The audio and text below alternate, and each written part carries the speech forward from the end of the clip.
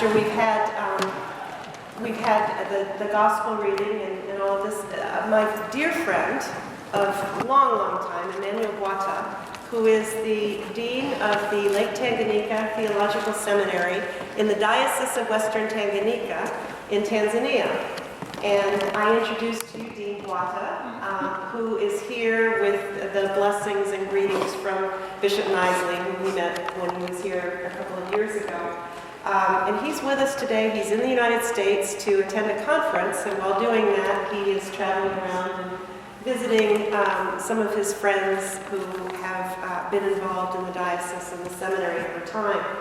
And so, as we're thinking today about the Magi, and about where they came from, and about how they may give us all a place to stand at the manger, it's not really a likely place. This might be a story about Palestine and Palestinians, and we might always wonder, do we have a place by the manger? Do we have a place in this whole story?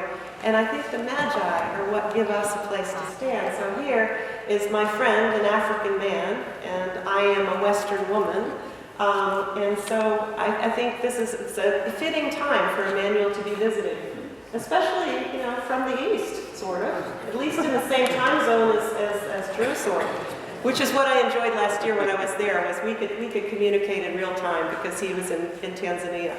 But Emmanuel, I would like you, there's a custom, and when I've been with Emmanuel in Tanzania, what we do there when we visit the churches is he invites me to bring greetings from my family, from my community, and to tell about my life. And so I would like Emmanuel the Dean and Emmanuel the priest visiting Emmanuel the church, I would like Emmanuel to bring greetings from his family. And I need to give you this. We'll have to stay close together.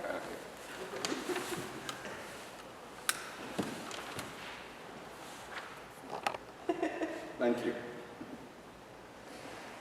Good morning, Emmanuel Church. Good morning. So my name is Emmanuel. Happy to be here at Emmanuel Church. And so there and I have been friends for more than 15 years now. Jill and their dog. And so excited to be here today. I bring greetings from my family back home, Tanzania. Some of you have been there. That's what I learned today, I think. So, Serengeti, Kilimanjaro, all those places. So next time when you come, don't just go to Serengeti, come to where I am. And so my wife, Jocelyn, and our 4 children all joined me in bringing greetings to you, please. And so we have our firstborn, who is 16, and then the secondborn is 9. The third one is 6. And then I have the mystery baby. He had not mentioned that he'd had another baby. 4 months. 4 months. So they all bring things. And also bring things from the way I work, Lake Tanganyika Theological Seminary. I'm the dean there. And it is, the reason why we call it Lake Tanganyika is because it is very close to Lake Tanganyika. If you look on the maps, you'll find one of the biggest lakes in Africa is Lake Tanganyika. So we're right there. And so thank you for your prayers. Thank you for your support, especially as we are struggling in training women to become priests in the church.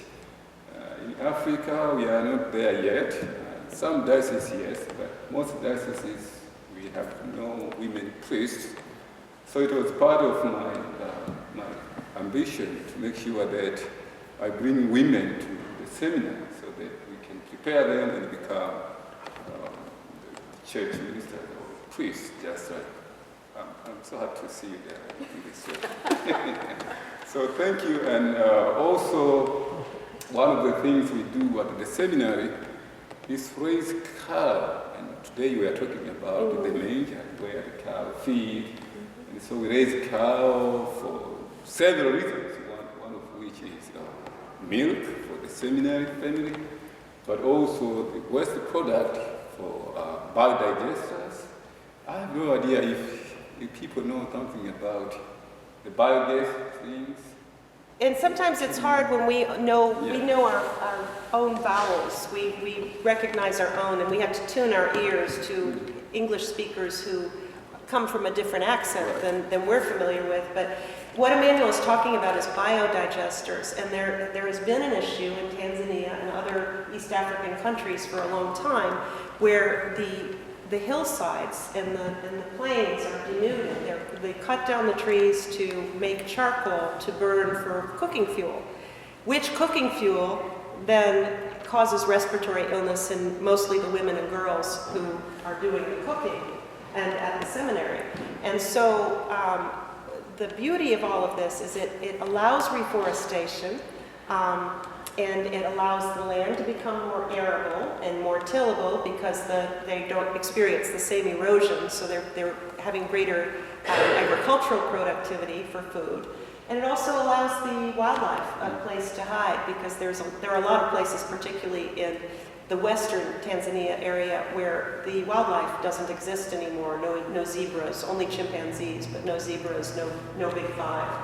And so it allows them a place to exist and for the forests to regenerate. But the biodigester is something that makes use of the waste product from the cows and from the pigs, Ng'ombe and Nguruwe, who provide food and nutrients, but then they also provide waste product for cooking that food, which is a nice cycle to have. Mm-hmm. So Emmanuel has been visionary in introducing these ideas in Tanzania and introducing them at a level of education where people then are able to go out and teach other parishes and teach their own congregations and lead in those areas locally. So I think that's a pretty exciting thing. But anyway, I wanted to share, and I'm so excited to have Emmanuel with us today. And I present you Emmanuel Bwatta, my friend.